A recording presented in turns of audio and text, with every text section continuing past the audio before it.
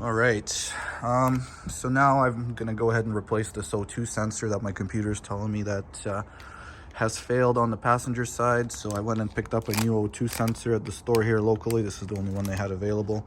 It wasn't cheap, it was like $170 for a sensor. So I'm gonna throw it in and see what the computer says. Should be a pretty straightforward process. I just gotta lift it up, take this wheel off, and then if you guys saw my video of the downpipe install, there's that little access panel there to get in, and the O2 sensor is right behind there. I guess I'll also have to pull the wheel liner off, but that shouldn't be too difficult. So let's get this thing up and get the wheel off.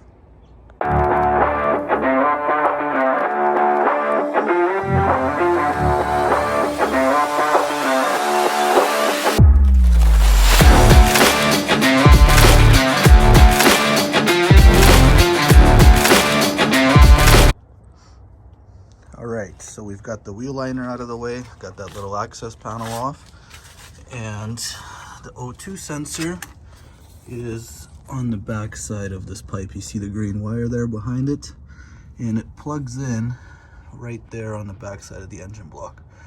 So obviously this would be a lot easier to do with the downpipe off, but I don't really want to take it off. So hopefully I can just reach in there, unplug the O2 sensor, and then get a wrench on the back side of it and take it off.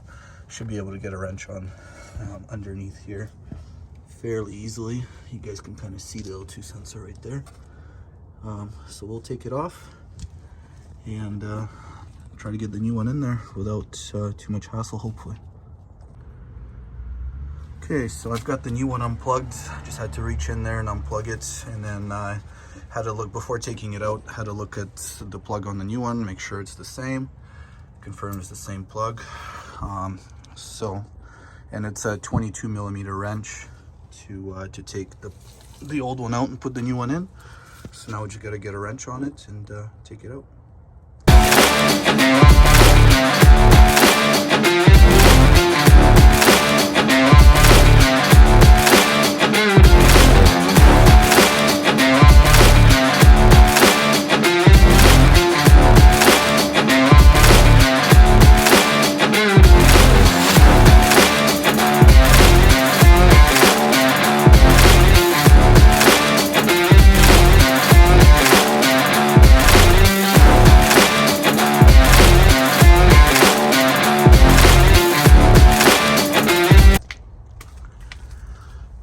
So the new sensor's in. I've got it all plugged back in. The wire on the new one's a little longer, but not a big deal. I can just tuck it out of the way there, so that'll be fine.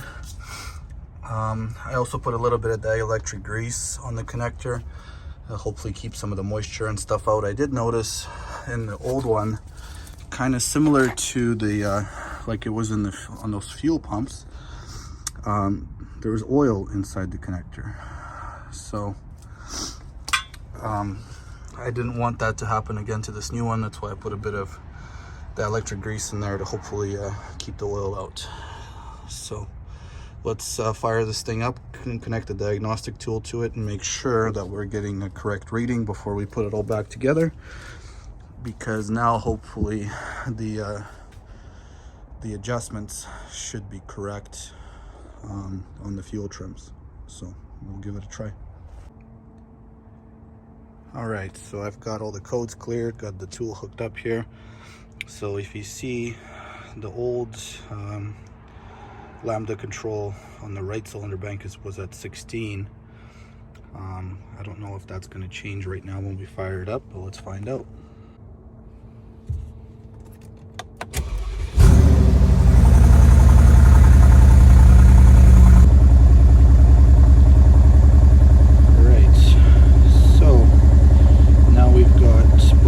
Sensors showing as operational, which is good.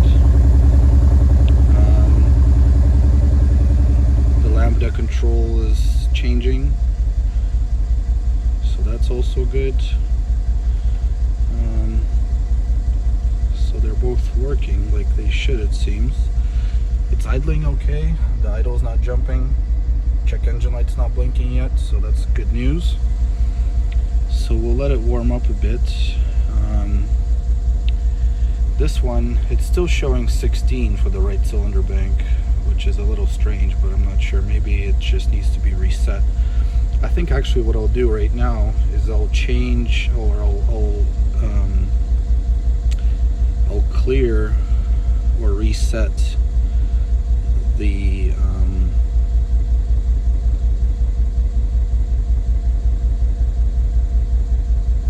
mixture.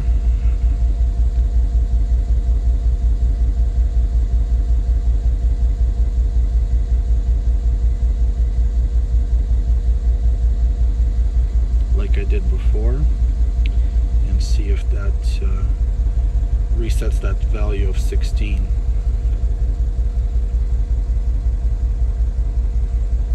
So I gotta shut the engine off, turn the ignition back on, and we'll do a reset here.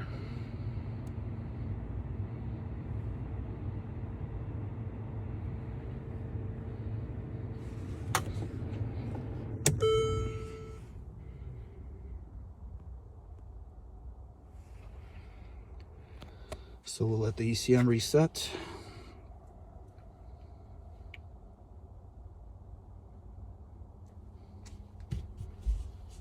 Turn the ignition back on and press OK.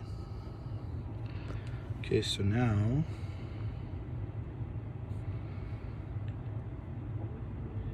if we go back to that screen, it's still at 16. Weird. Let's fire it up and see what it's...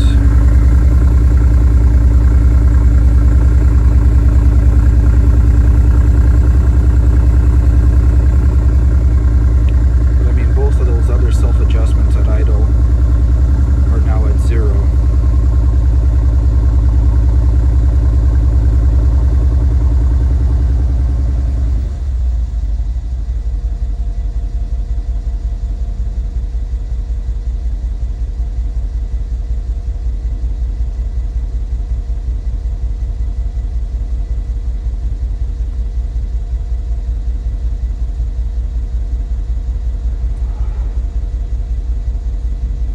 So the O2 sensors seem to be working like they should, so I'm just going to let this thing warm up and see if the idle changes, but so far it seems okay. Alright, so it's all back together. Been idling just fine, idle hasn't changed, hasn't been shaking or idling rough or anything. So I'm gonna go ahead and take it for a quick spin here and see how it drives. All right, so driving the G63 here with the new O2 sensor. These values are slowly changing. The right bank has gone down to 13. The self-adjustment has gone up a little bit to 0.66 and 0.89. So I think it's gonna just self-adjust here, and that hopefully that 13 value should drop to something closer to the left side, which is almost at 0. Yeah, it seems to drive okay.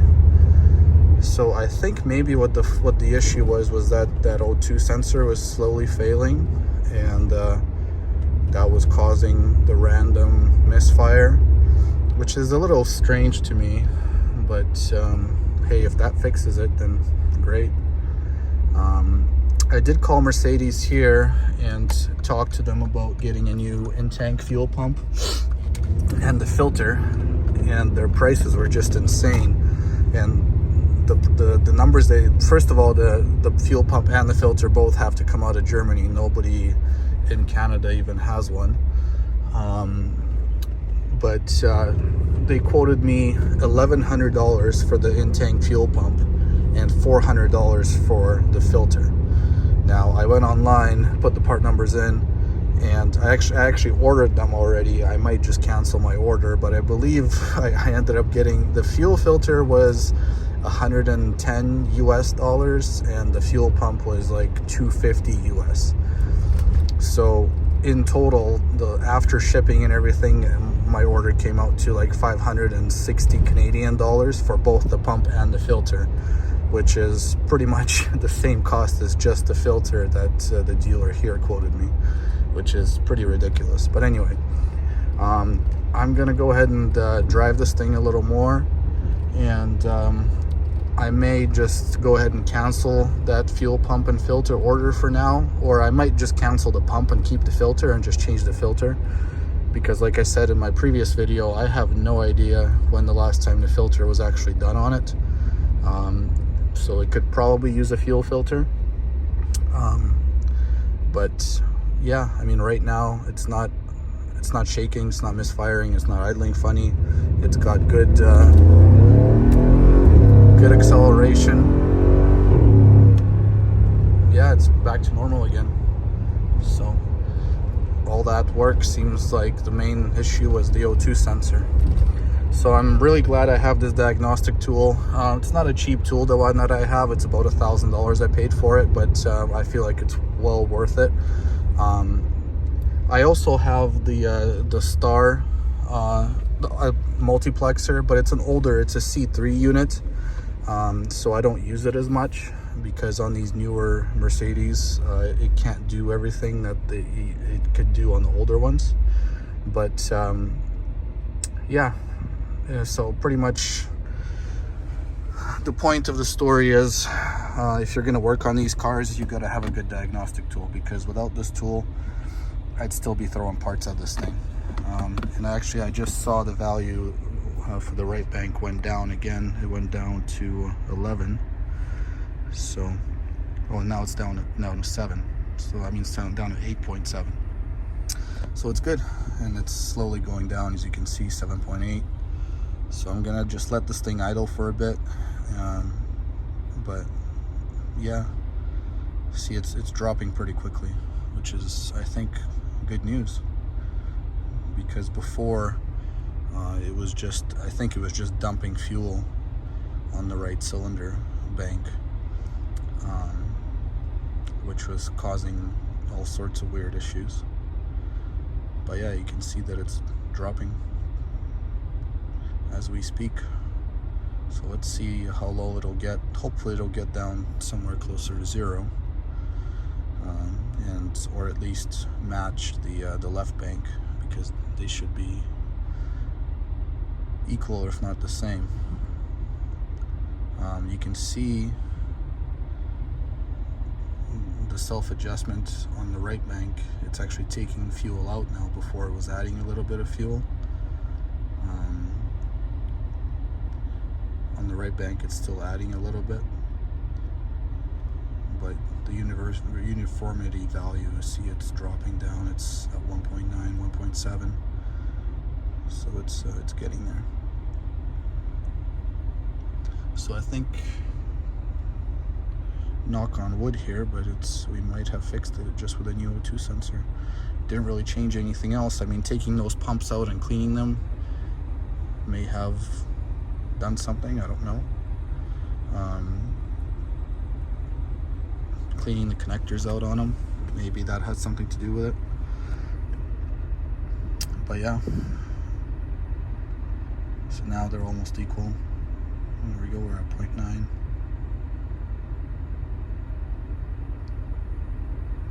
Yeah, so we're pretty much right there.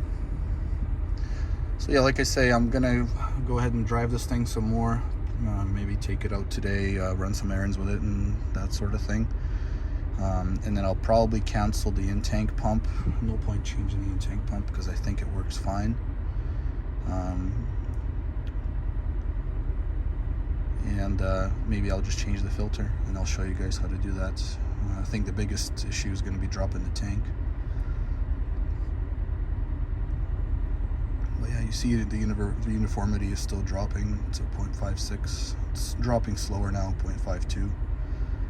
So that's pretty good. Maybe I'll take it up and down the block again and see where it ends up. But thanks for watching, guys. I'll have more videos coming soon. hopefully this thing will stay running okay for a little longer. Have a good one.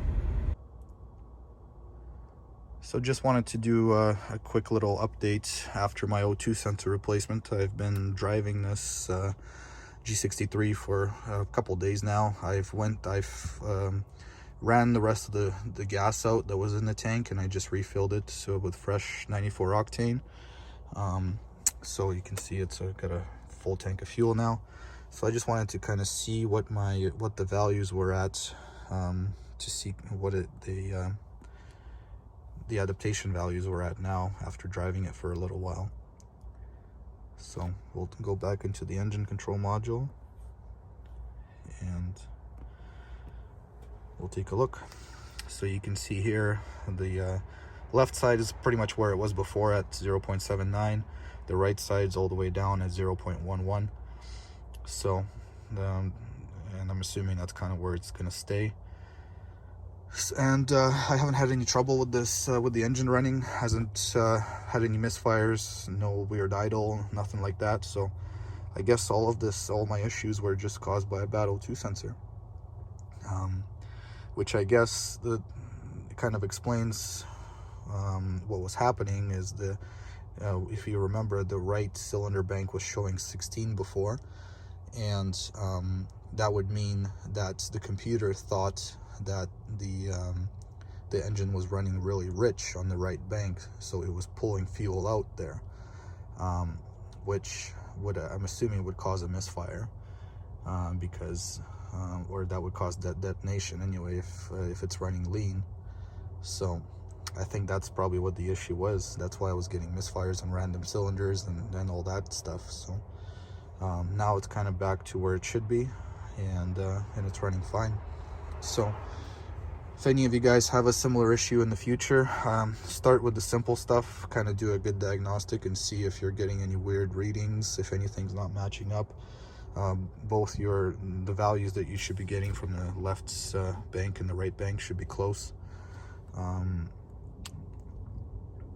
can see this one shows you what the sensors are reading. So see, both my sensors are reading 1.02. Obviously the engine's not running right now, but and the sensors are off, so that's why it's saying that they're not operational. But with the engine running, you'd be able to see if any of your readings are kind of off or wonky looking or different one side to the other. That would kind of explain what you've got going on. So I wouldn't start if you're getting a misfire. I mean, I was getting a lot of comments, guys are saying, oh, it's your fuel injectors or it's your coils or whatever, and those are expensive parts. I mean, if you're going to do a fuel injector, you pretty much have to do all of them, or at least one full bank. And I think those injectors are about $200 a piece. So you're looking at, if you're just going to do one bank, you're looking at $800 worth of injectors. And in my case, that wouldn't have even fixed my issue. So I could have spent $800 on injectors and been in the same place I started if I didn't keep diagnosing this problem. So instead, I was able to, obviously it took some labor for me to take the high pressure pumps off and everything. That didn't lead me anywhere, but at least I knew that the high pressure pumps were okay. And then I kind of did a bit more diagnostic with the tool, and that kind of told me that the O2 sensor was bad. So I went and picked up an O2 sensor, spent 180 bucks on the sensor, put that in, and that was that. So